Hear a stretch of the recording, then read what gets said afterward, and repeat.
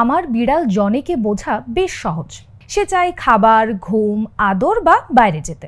আমি ঠিক বুঝে উঠতে পারছি না যে আরো বেশি ভাব বিনিময় আদৌ জরুরি কিনা, কিন্তু তাতে আমি কি কিছু একটা থেকে বঞ্চিত হচ্ছি? যেমন ধরুন, কুকুর 20,000 বছরের বেশি সময় ধরে গৃহপালিত। এরা নির্দেশনা বুঝতে পারে, মানুষের ভাষার প্রতি প্রতিক্রিয়া জানায়, আর সাউন্ড বোর্ডের মাধ্যমে বলা যায় যোগাযোগ করতে পারে। টিকটকে সেদিন এমন এক ভিডিও দেখলাম। ভাইরাল এই বিষয়ের রহস্য উদ্ঘাটনের চেষ্টা চালাচ্ছেন জ্ঞানতত্ত্ব গবেষক ফেদেরিকো রোসানো। কুকুরটি যে বোতামগুলো সবচেয়ে বেশি চাপছে সেগুলো হলো খাবার, উপহার, বাইরে যাওয়া, খেলা, পানি, যেটা অবশ্যই গুরুত্বপূর্ণ, কারণ এ থেকে বোঝা যায় কুকুরটি এলোমেলোভাবে এসব চাপছে না, বা সে শুধু প্রশিক্ষণে যা শিখেছে তাই অনুকরণ করছে না, বরং সে যা চাইছে বা যা তার দরকার সেটাই চাপছে, তবে সেটা মানুষের চাহিদা অনুযায়ী নয়। কিন্তু সব কুকুর এক নয়। এই গবেষণার জন্য ফেদেরিকো রোসানো প্রায় 60টি আরও বুদ্ধিমান কুকুরের দিকে মনোযোগ দিচ্ছেন, যারা 100টির বেশি বোতাম ব্যবহার করতে পারে। গবেষকেরা একটি অ্যাপ দিয়ে মিথস্ক্রিয়া পরিমাপের মাধ্যমে ফলাফল যাচাই করেছেন। ফলাফল পেতে ক্যামেরা দিয়ে প্রক্রিয়াটি পর্যবেক্ষণ করা হয়। অনেক সময় এরা একাধিক বোতাম একসঙ্গে ব্যবহার করে, একটার পরেই আরেকটাতে চাপ দেয়, যেমন বাইরে যেতে চাই, খাবার চাই বা ট্রিট চাই। দেখতে পাবেন এইভাবে একসঙ্গে বোতাম চাপাটা আসলে এলোমেলো নয়। এর অর্থ হলো এরা শুধু ভুলবশত বা খেয়াল খুশি মতো এই বোতামগুলো একটার পর একটায় চাপ দিচ্ছে না, বরং নির্দিষ্ট অর্থবহ অনুরোধ জানাতেই এরা বারবার এই দুটি বোতামে চাপ দিচ্ছে। গবেষণার ফল দেখে মনে হচ্ছে কুকুর বেশ জটিল উপায়ে যোগাযোগ করতে পারে, এমনকি মানুষের সঙ্গেও। সম্ভবত ক্ষুধা লেগেছে চেয়েও বেশি কিছু বলতে পারে তারা। প্রাণীদের নিজেদের মধ্যে যোগাযোগের বিষয়টি নতুন নয়, কিন্তু তাদের ভাবের আদান প্রদানের বিষয়টি আমাদের কাছে এক রহস্য। এই সমস্যা হয়তো থাকবে না, আর এর জন্য এআইকে ধন্যবাদ। হাতিদের উপর গবেষণা চালিয়ে কলোরাডো স্টেট ইউনিভার্সিটির গবেষকরা এক অবিশ্বাস্য আবিষ্কার করেছেন।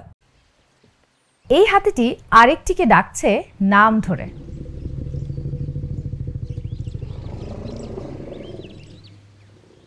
সত্যি কথা, হাতিরা একে অন্যকে ডাকার জন্য সুনির্দিষ্ট আওয়াজ ব্যবহার করে।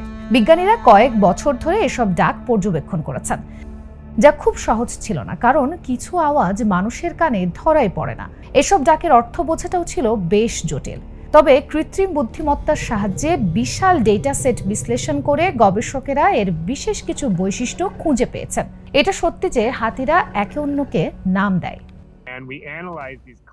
আমরা মেশিন লার্নিং এর বিশেষ এক পদ্ধতি ব্যবহার করে হাতিদের ডাক বিশ্লেষণ করেছি, আর এতে আমরা স্পষ্ট প্রমাণ পেয়েছি যে আসলে এই ডাকগুলো উচ্চারণের দিক থেকে সুনির্দিষ্ট, ভিন্ন ভিন্ন হাতির জন্য। এর মানে হলো হাতিরা একে অপরের জন্য ঠিক মানুষের মতো করেই সুনির্দিষ্ট নাম তৈরি করে। অনেক প্রাণী সঙ্গীদের সতর্ক করতে বিভিন্ন আওয়াজ ব্যবহার করে, কিন্তু হাতিরা যে শব্দ ব্যবহার করে সেটা একেবারেই আলাদা। এই শব্দগুলো অনুকরণ ভিত্তিক নয়, অথবা যার নাম রাখা হয়েছে তার ডাক বা আওয়াজের মতো করেও এই শব্দগুলো বানানো হয়নি, বরং এগুলো এমন শব্দধ্বনি যা হাতিরা একে অন্যকে চেনার জন্য নিজেরাই তৈরি করেছে। ডলফিন যেমন অন্য ডলফিনের নিজস্ব ডাক অনুকরণ করে তাকে ডাকতে পারে, অন্য কিছু প্রাণী যেমন তোতা পাখিও এটাই করে, পরস্পরকে অনুকরণ করে তারা। কিন্তু হাতি কেবল অনুকরণ করে না, এরা উদ্ভাবন করে। প্রত্যেকের নাম থাকে ঠিক মানুষের মতোই। গবেষকেরা বলছেন বিমূর্ত বা কাল্পনিক চিন্তা করতেও সক্ষম হাতি। এমনকি আমরা আগে যেমনটা ভেবেছিলাম, হাতি তার চেয়েও অনেক বেশি উন্নত। আর এটা সত্যিই রোমাঞ্চকর। আমার মতে হাতির মস্তিষ্ক কিভাবে কাজ করে সেই প্রক্রিয়ার এক ঝলক দেখার সুযোগ করে দেয়, পাশাপাশি হাতিদের চিন্তা শক্তি সম্পর্কে আরো গভীর ধারণা দেয় এই বিষয়টি। পাশাপাশি এটাও বোঝা যায় যে হাতিরা বিমূর্ত বিষয় নিয়েও ভাবতে পারে। কি দারুণ আবিষ্কার! কিন্তু এআই ঠিক কিভাবে প্রমাণ করলো যে হাতিরা নাম ব্যবহার করে? সেই মডেল কিভাবে কাজ করে? কেনিয়ায় 4 বছরের বেশি সময় ধরে বিজ্ঞানীরা হাতির নানা ধরনের ডাক রেকর্ড করেছেন।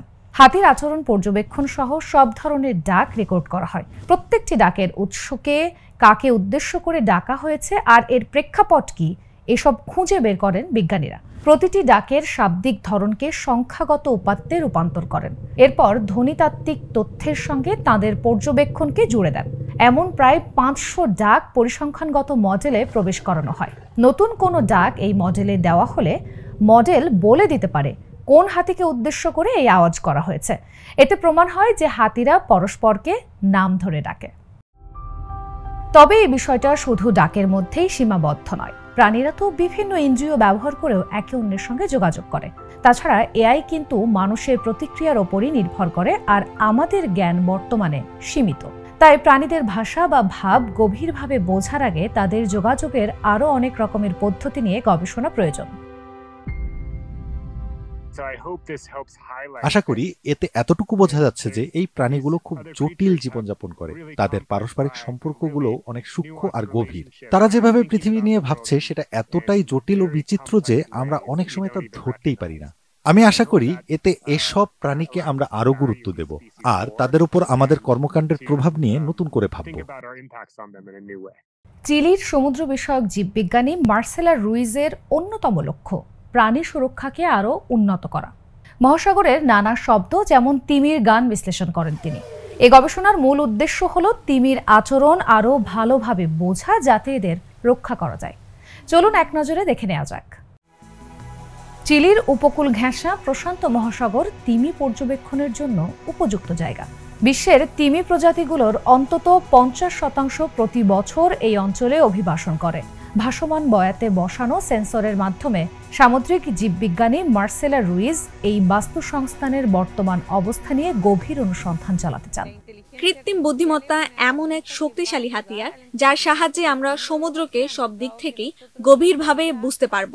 সমুদ্রে যা ঘটছে বর্তমানে তার মাত্র 20% জানি আমরা, কারণ সেখান থেকে তথ্য উপাত্ত সংগ্রহ করা খুবই কঠিন, আর এই তথ্য বিশ্লেষণ করাটাও বড় চ্যালেঞ্জ। তবে এই জটিল বিশ্লেষণের কাজটা করবে কৃত্রিম বুদ্ধিমত্তা প্রশিক্ষণকালীন শিখনের মাধ্যমে। এর ফলে আমরা এমন অনেক কিছু দেখতে ও বুঝতে পারবো যা মানুষের পক্ষে এখনো দেখা বা বোঝা সম্ভব নয়। মার্সেলা রুইজের প্রতিষ্ঠান অ্যাকোস্টিকা ম্যারিনা চিলির গোটা উপকূল জুড়ে পর্যবেক্ষক বয়া স্থাপন করেছে।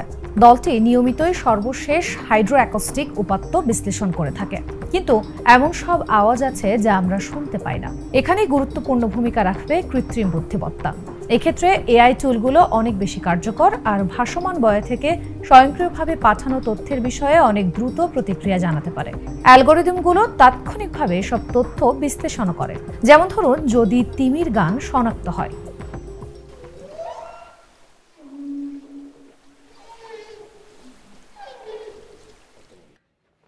এই স্থান সহ বিভিন্ন জায়গা থেকে সংগ্রহ করা সব তথ্য দিয়ে এক সতর্ক ব্যবস্থা চালু করা সম্ভব। তিমি এসে হাজির হলে এতে অ্যালার্ম চালু হবে।